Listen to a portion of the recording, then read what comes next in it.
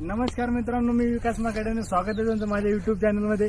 आजच्या व्हिडिओमध्ये मी तुम्हाला दाखवणार की 8 महिना झालेला कंप्लीट प्लॉट आणि त्या प्लॉटमध्ये आंतरपीक कसं घेतलेलं, याचा डिस्टन्स काय आहे।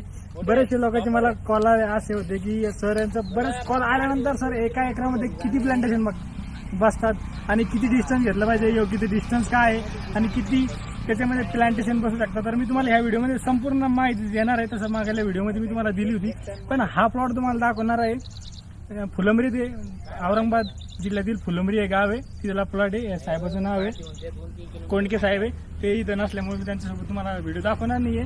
पण मी हा प्लांट आहे, हा आहे 8 महिन्याचा आणि तुम्ही 8 महिन्यामध्ये याची हाईट बघू शकता।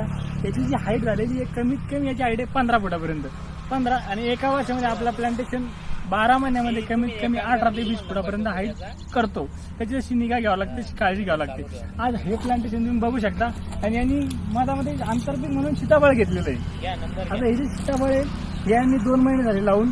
आता यांनी जे अंतर यायचं हे 9x12चं 9x12 मध्ये एक आपण आरामसे त्याच्यामध्ये एक आंतरपीक म्हणून, जसं आपण इंटरक्रॉप म्हणतो, इंटरक्रॉप म्हणून याच्यामध्ये सीताफळ घेऊ शकतो। त्याच्याला काही प्रॉब्लेम येत नाही लागला तर तुम्हाला। आणि दुसरी गोष्ट असं की हा जो प्लांट इतका लवचिक आहे की हा 25 फुटाची जरी प्लांटेशनची जर हाईट झाली तरी पण आपण याला किती प्रकारे असं किती वाकू शकतो। मी तुम्हाला थोडं ट्रायल म्हणून मी वाकून दाखवतो। राजू नाव आहे त्यांना। आता अशा पद्धतीने बघा तुम्ही बघू शकता, अशा पद्धतीने हा पूर्ण इतका लवचिक प्लांट आहे, इतक्या पद्धती असं तिकडून वाकू शकतो आणि हा एकदा सोडल्यानंतर परत बेंड पण प्लांटेशन होणार नाही, स्टेट टू स्टेटच असणार आहे। आता त्यांचं कसं आहे की आपण ज्यावेळेस सांगतो की साहेबाला सुरुवातीला सांगितलं होतं की साहेब तुम्ही 1 एकराची प्लॅनिंग करा, पण त्यावेळेस त्यांना की प्लॅनचा ग्रोथ वगैरे त्यावेळेस त्यांना माहिती नव्हतं, त्याच्यामुळे त्यांनी सुरुवातीला 200 प्लांटेशनची प्लॅनिंग केली होती। आणि आजही आम्ही त्यांची सेकंड जी क्रॉप आहे त्याची रोपं घेऊन आलेलो आहे। तर आज त्यांनी 1 एकर पूर्ण प्लांटेशन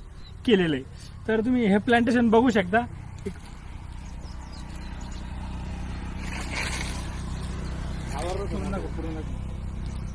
आवरलं समोर 2 मिनिट सरला घेऊ, सध्याच मी व्हिडिओ घेत सर।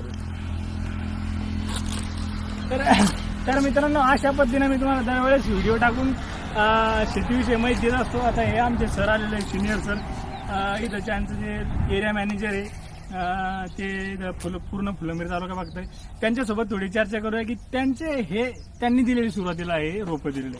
तर सर तुमचा अनुभव कसा की कसं तुम्ही रोपं वगैरे दिली होती?